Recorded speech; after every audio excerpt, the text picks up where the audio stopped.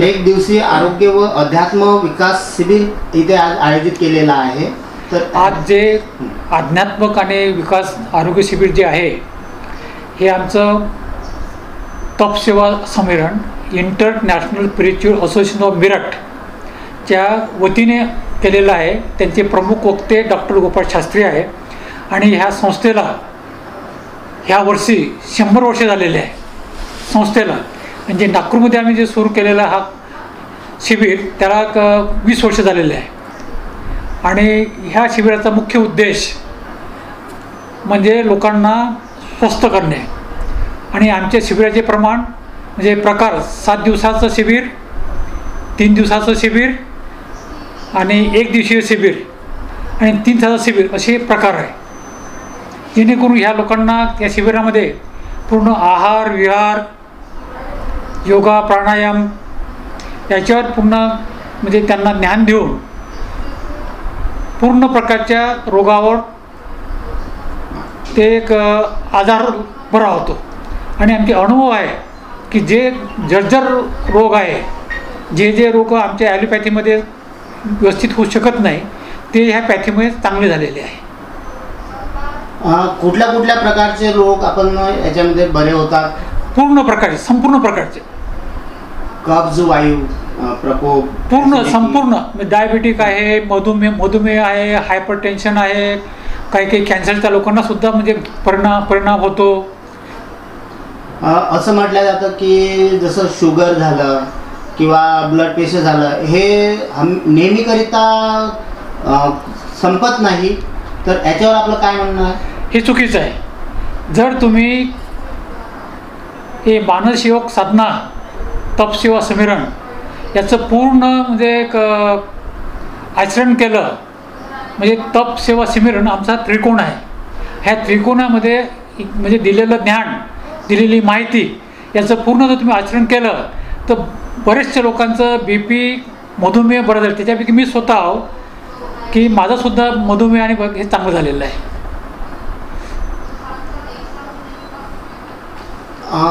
इथे येणारे डॉक्टर्स आहेत की अदरवाइज पण लोकांना आपण इथे इन्वाइट करतोय? बात ये है कि मानस योग साधना एक जीवन जीने की पद्धति है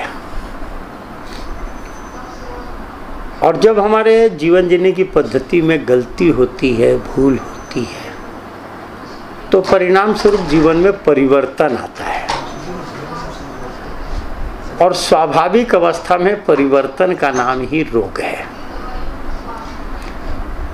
तो रोग कोई खाली ये नहीं कि सामान्य व्यक्ति को आता है, डॉक्टर भी जो जिसका स्पेशलिस्ट है वो उसी रोग से पीड़ित है. प्राय Tata memorial cancer institute Bombay का डॉक्टर कैंसर से मर गया.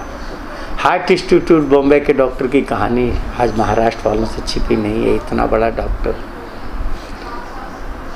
पागल खाने का डॉक्टर पूरा तो नहीं, आधा पागल तो कहलाता ही कहलाता है. तो बात यह है कि स्वस्थ हर एक को रहना है. अब चूँकि डॉक्टर अग्रणी भूमिका निभाता है तो हम लोग प्रयास करते हैं कि डॉक्टरों को भी इनवाइट किया जाए, क्योंकि एक डॉक्टर को अगर बात समझ में आ जाती है तो समाज में जागृति लाना बहुत आसान हो जाता है. बाकी यहाँ सभी प्रकार के लोग आते हैं, सभी पेशे से जुड़े हुए लोग आते हैं. एलोपैथी और आयुर्वेदिक में क्या अंतर होता है? बात यह है कि यहाँ पर हम आयुर्वेद नहीं कर रहे हैं, न हम एलोपैथी दे रहे हैं. यहाँ पर हम मानस योग साधना सिखा रहे हैं.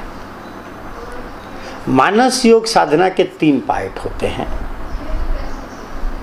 एक होता है तप, एक है सेवा और एक है सुमिरन.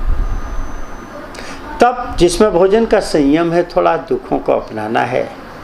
हमारा शरीर 5 तत्वों से मिलकर के बना है. ये 5 तत्वों का संतुलन अगर बिगड़ेगा तो शरीर असंतुलित हो जाएगा. तो ये 5 तत्व कैसे हमारे शरीर में संतुलन हो, इसमें आकाश तत्व है 60%. तो 14 घंटे कोशिश किया जाता है कि कुछ न डाला जाए. इसको जब ब्रेक करेंगे थोड़ी पत्ती ज़्यादा फल, कुछ लिक्विड फॉर्म में, फिर ये सॉलिड में रॉ चटनी बना लिया, उसके साथ फल और सलाद, अंकुरित अनाज। रात में ज़्यादा सब्जी, थोड़ा अनाज, क्योंकि धनुष को इतना मत खींचो कि टूट जाए, परंतु अगर खींचोगे नहीं तो चलेगा नहीं। तो थोड़ा दुख अपनाने को तप कहा जाता है। इससे शरीर का संतुलन बहुत बढ़िया रहता है, पांचों तत्व तो संतुलित होते हैं।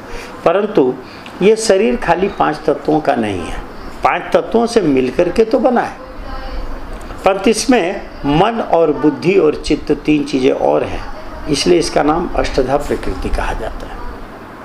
तो मन के लिए सेवा, जिसमें जो हमारे को आया, जो हमारे को मिला, चाहे वो धन है, चाहे भोजन है, चाहे वस्त्र है, समय है, योग्यता है, उसका एक भाग प्रभु के नाते सेवा में लगाना, दूसरों को सुख पहुंचाने में लगाना। तो विज्ञान कहता है कि जिसको हम खींचते हैं वो हमसे दूर जाता है, जिसको हम फेंकते हैं वो लौट करके आता है। तो थोड़ा सा अगर हम भोजन का संयम करेंगे, थोड़ा दुखों को अपनाएंगे, तो बीमारियां भाग जाएंगी। अगर थोड़ा सा सुखों का वितरण करने लगता है तो सुख हमारे जीवन में आने लग जाएंगे। तो हाँ, अलग अलग रोगों में, कुछ रोगों में कुछ विशेष चीज़ें फायदेमंद होती हैं। जैसे अब किसी को यूरिक एसिड की समस्या है, किसी को कोलेस्ट्रॉल की समस्या है, तो ठीक है, उसके लिए करेला, टमाटर, खीरे का जूस ज़्यादा बढ़िया रहेगा। अगर कोई बहुत दुबला पतला है, पोषण चाहिए, तो ठीक है, उसको ड्राई फ्रूट शेक भी दिया जाएगा ताकि पोषण मिल सके। तो वो देख करके कि क्या तप कराना है और कैसे सेवा में इसको लेकर के चलना है। बाकी एक सीधी सी बात है, स्वास्थ्य जिसको भी मिलता है अंदर से मिलता है। शक्ति जिसको भी आती है गहरी नींद और ध्यान में आती है। आनंद जिसको भी आता अंदर से आता है।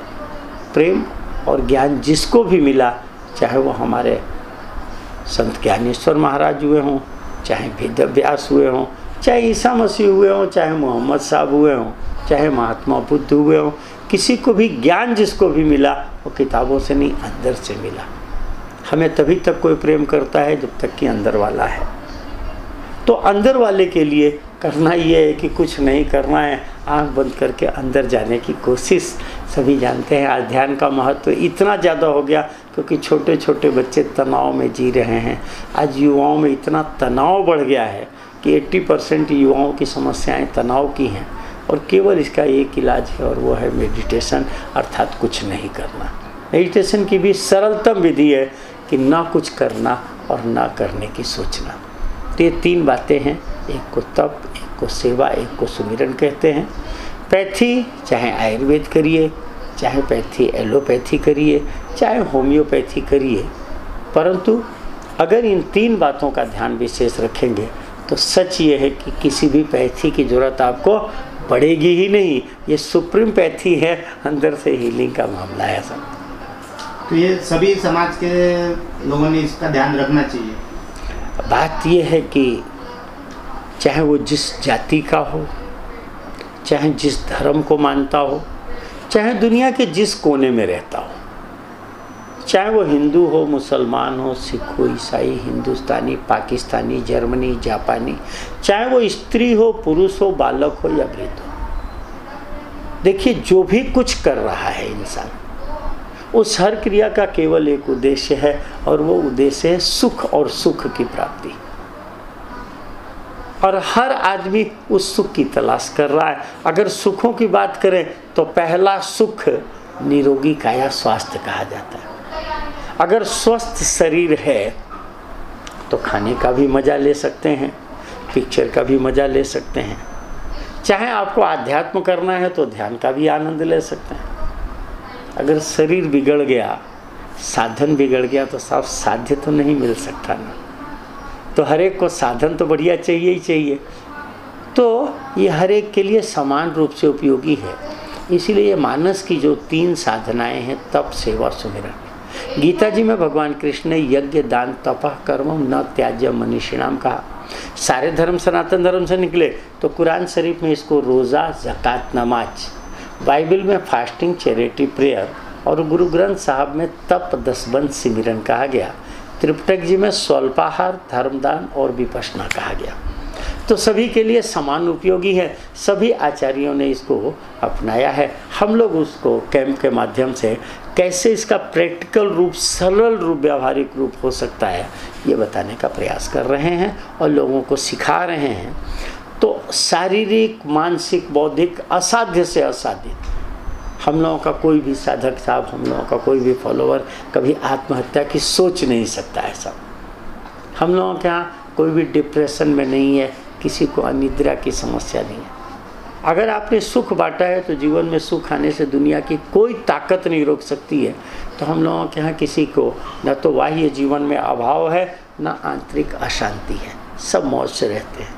क्योंकि संतुलन है 5 तत्वों का, इसलिए बीमारियां भी नहीं होती हैं। ऋतु बदलती हैं, ऋतुएं आती हैं जाती हैं, परंतु हम लोगों के 12 महीने मस्ती से घूमते हैं और काम करते हैं जी।